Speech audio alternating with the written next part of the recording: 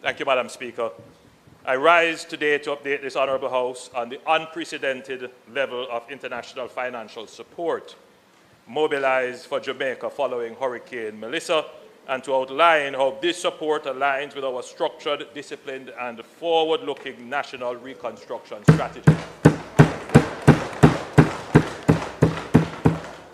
Madam Speaker, the international community has responded to Jamaica with remarkable solidarity, urgency and confidence. Yesterday, the 1st of December 2025, the international financial institutions, the IMF, the World Bank Group, the Inter-American Development Bank, the Development Bank of Latin America and the Caribbean Development Bank, jointly announced a 3-year coordinated financing package of up to $6.7 billion to support Jamaica's US dollars, to support Jamaica's recovery, reconstruction and long-term resilience. Madam Speaker, even before the announcement of this substantial international financing package, we already had in place a multi-layered disaster risk financing framework, which was the product of years of strategic planning, disciplined financial management, and proactive investment in resilience. This framework enabled rapid early response and the immediate mobilization of liquidity to meet the most urgent needs following Hurricane Melissa within days. Jamaica activated several instruments across our risk financing architecture. We had approximately Jamaican $5.3 billion in the contingencies fund and $1 billion in the National Natural Disaster Reserve Fund. We received US $91 million from the Caribbean Catastrophe Risk Insurance Facility, CRIF, one of the largest payouts ever made in the region. And then we had the US $150 million under the catastrophe bond, triggered immediately based upon parametric thresholds. In addition, we had US $285 million available through the IDB's contingent credit facility for rapid liquidity support, which was upsized to $300 million, and US $42 million scalable to US $84 million available on request under the World Bank's catastrophe deferred drawdown option. Madam Speaker, this totals approximately US $662 million in liquidity that was available almost immediately following the hurricane. This is the very definition of planning, preparedness, and responsible governance. Our multi-layered approach ensured that Jamaica did not wait helplessly for external support. We were prepared and ready to act, ready to deliver, and ready to protect our people.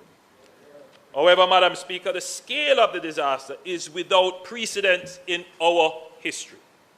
The widespread infrastructure damage, the displacement of thousands of families, the destruction of livelihoods, and the long-term economic impacts mean that additional financing is required to support the reconstruction effort and to build a more resilient Jamaica. It is against this backdrop of strong national preparedness that the international community has now rallied behind Jamaica, recognizing that we are not merely seeking help. We are ready to lead, ready to rebuild, and ready to transform. Madam Speaker, the US $6.7 billion financing announced yesterday has 3 main components. US $3.6 billion in sovereign debt financing. This is for the government to execute the National Recovery and Reconstruction Program over the next 3 years and includes up to $1 billion each from the World Bank, IDB, and CAF. US $415 million from the IMF under the large natural disaster window of the RFI, and US $200 million from the CDB, the Caribbean Development Bank. The second category of funding, second component of funding, would be US $2.4 billion in private capital mobilization. IDB Invest, the International Finance Corporation, and the Multilateral Investment Guarantee Agency will mobilize private investment through public-private partnership models. Madam Speaker, it is important to note that mobilizing private capital will be critical not only to scale up recovery efforts, but also to preserve fiscal space. It is not intended for the sovereign debt pool. This is not intended, Madam Speaker, for the sovereign debt pool, and the private financing pool will operate independent of each other. The plan is to use innovative public-private partnership solutions and structures that blend public and private finance and expertise throughout the recovery and reconstruction process. The third component would be grants and technical assistance. The third important component of the overall financing package would see the 5 institutions committing to provide technical assistance and policy advice services. This would include, they would provide, Madam Speaker, policy advisory services, which would be funded by grants that draw on global experience and best practices in disaster response. So far, US $12 million in grants would have already been mobilized from the IDB, the World Bank Group, and the CAF, with more to come. Madam Speaker, these 3 components, in addition to the US $662 million that was already available, is what makes up the overall financing package of $6.7 billion US. This is the single largest and most comprehensive development financing package ever assembled for Jamaica.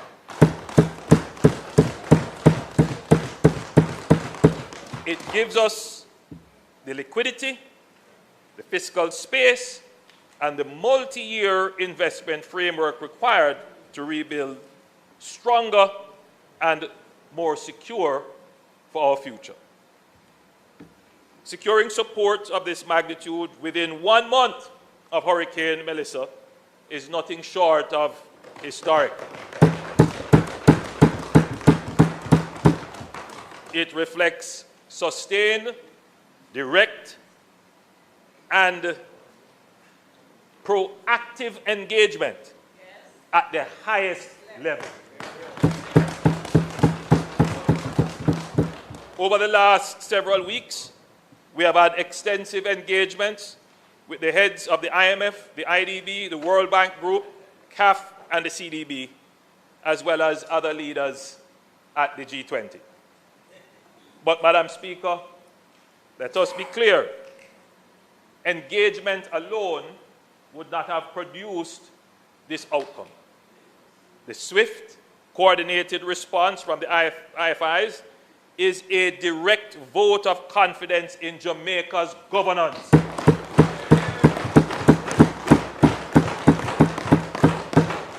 It reflects the credibility we have built through the years of fiscal discipline in managing our economy, in reducing our debt, in strengthening institutions, in managing corruption,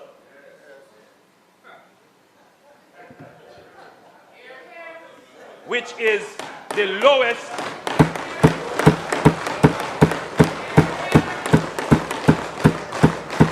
of any period of government, especially on the PNP side. By any measure of any index that has been used, it is the lowest. A point that must be made. And it stands unchallenged. So,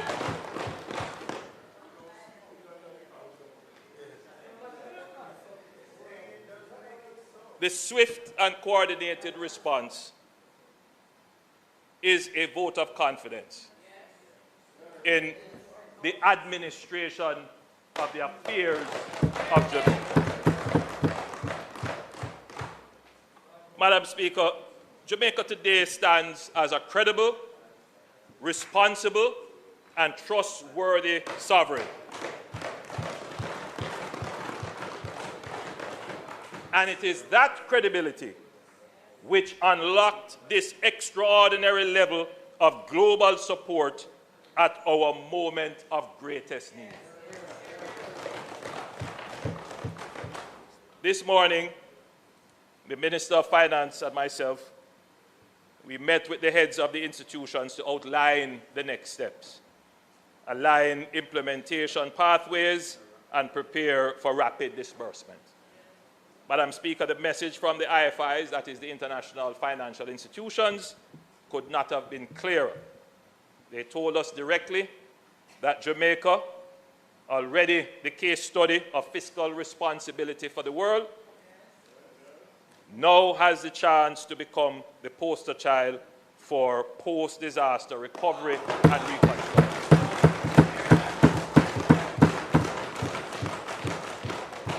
They commended the government for the decision to establish the National Reconstruction and Resilience Authority, NARA, noting that few countries act so quickly to set up a modern, best practice central coordinating body to drive recovery with discipline, transparency, inclusivity, and a long-term vision.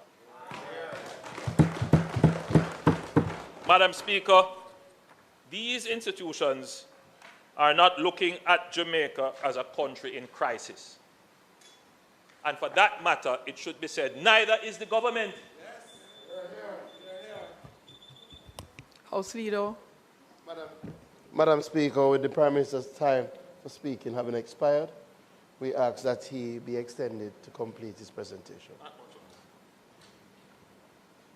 10 minutes. Question is that the Prime Minister be allowed 10 minutes to complete his presentation. Those in favour? Aye. Those against? The ayes have it. Prime Minister. Madam Speaker, these institutions are not looking at Jamaica as a country in crisis, and for the record, neither is the government. We see this as an opportunity. They are looking at Jamaica as a global standard setter. The world is watching Jamaica, not just with empathy, but with admiration, respect, and expectations. We now have a rare opportunity to show what a small nation, united in purpose and confident in its future, can achieve on the global stage. Madam Speaker, the resources being mobilized are aligned with clear, disciplined, multi-phase national reconstruction strategy. Phase one of the strategy is the stabilization and the provision of essential services. The first phase of the strategy is focused on the restoration of electricity, water, connectivity, food, shelter, and key transportation links. As these stabilize, relief, which is the provision now of the food and the water and other such items, will transition in December, or probably a little later, maybe early January, from physical distribution to targeted financial support through a voucher system, whether digital or physical, restoring dignity, autonomy, and choice to affected Jamaicans.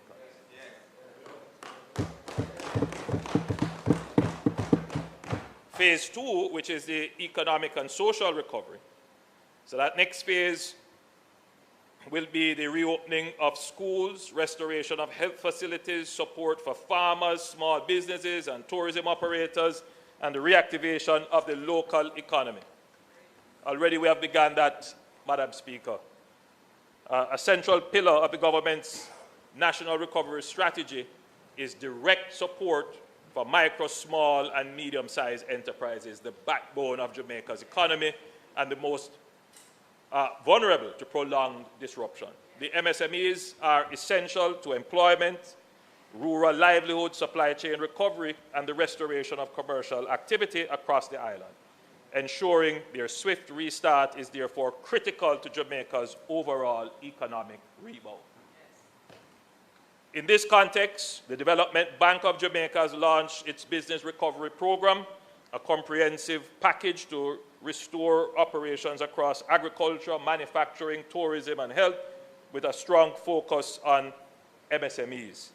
To capitalize this program, Cabinet has approved $3 billion Jamaican dollars in funding for the remainder of the 2025-2026 fiscal year. Further allocations will be made for the coming budget.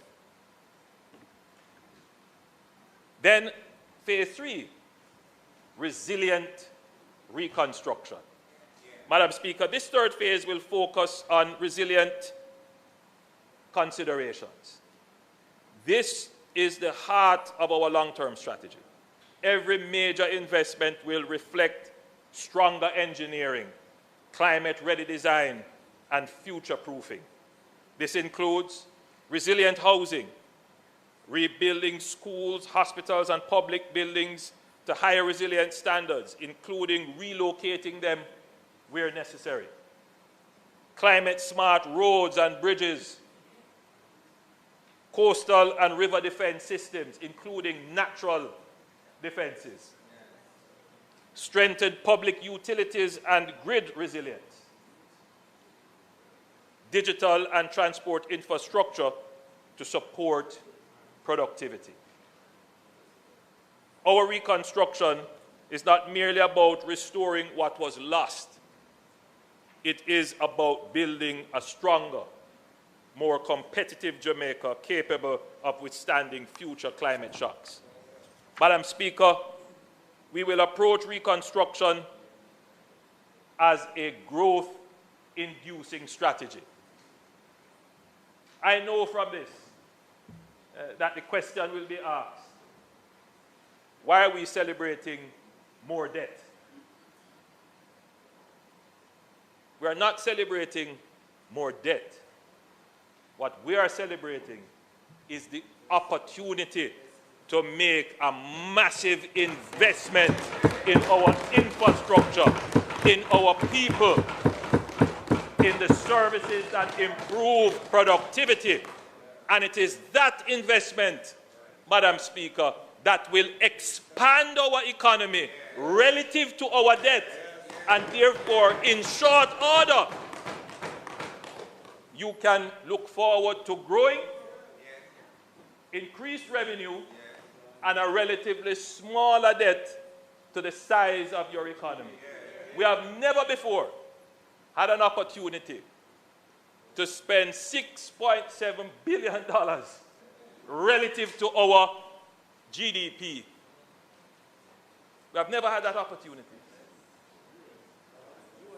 US. And our GDP is somewhere in the region of about 17 to 18 billion dollars, $19 billion, thereabout. The Minister of Finance reminded me, $20 billion. You're proud, as are we, proud of the fact. Yes, $20 billion. So you get an opportunity to, within 3 years, to deploy $6.7 billion relative to your $20 billion GDP. So you can see the opportunity to expand the economy. And that's what the strategy is.